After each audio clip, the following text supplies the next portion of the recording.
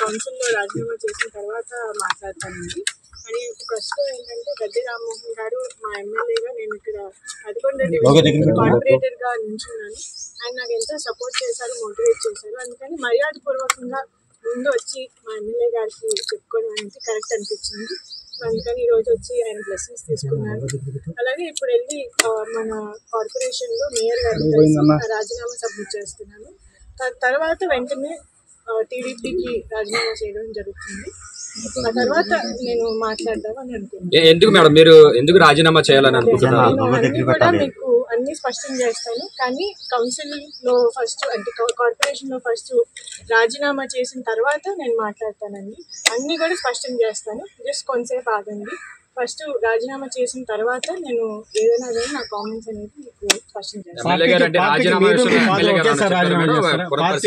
MLA గారు ఏం చెప్పారు? చాలా సేపు మాట్లాడారు కదా. అంటే మేము ఎప్పటి నుంచో కూడా ఫ్యామిలీ ఫ్రెండ్స్ అండి. నేను చిన్నప్పటి నుంచి కూడా గద్దెరామ్మోహన్ గారి ఇంట్లో నేను ఎప్పటి నుంచో చిన్నప్పటి నుంచి ఆడుకుంటూ ఉంటాను. వాళ్ళ ఇంట్లో పెరిగిన మనిషిని నేను.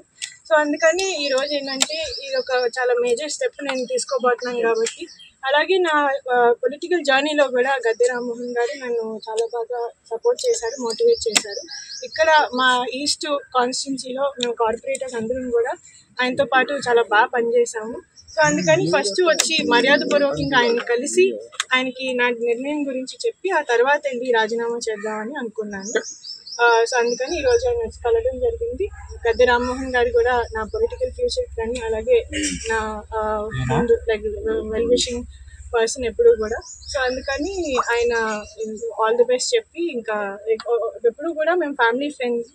సో అందుకని ఆ రిలేషన్ అనేది ఎప్పుడు కంటిన్యూ అవుద్ది. మేము పార్టీలో ఉన్నా లేకపోయినా కానీ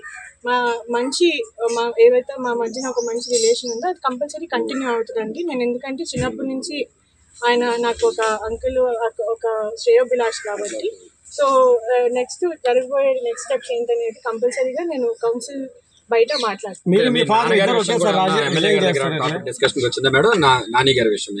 లేదండి, అంటే ఇప్పుడు జరిగిపోతున్న పరిణామాలన్నీ కూడా అందరికీ తెలిసినవే. సో స్పెషల్గా దాని గురించి మా మధ్య డిస్కషన్ రాలేదు. నేను జస్ట్ ఆయనకి థ్యాంక్స్ చెప్పడానికి వచ్చాను. ఎందుకంటే నన్ను బాగా సపోర్ట్ చేశారు. ప్లస్ నాకు ఫస్ట్ నేను క్యాండిడేట్గా నిలిచినప్పుడు ఆయనే నాకు బీఫామ్ ఇచ్చారు పార్టీ తరఫు నుండి. అందుకని ఫస్ట్ ఇక్కడికి మర్యాదపూర్వకంగా ఆయన కలవడమే కరెక్ట్ అనిపించింది.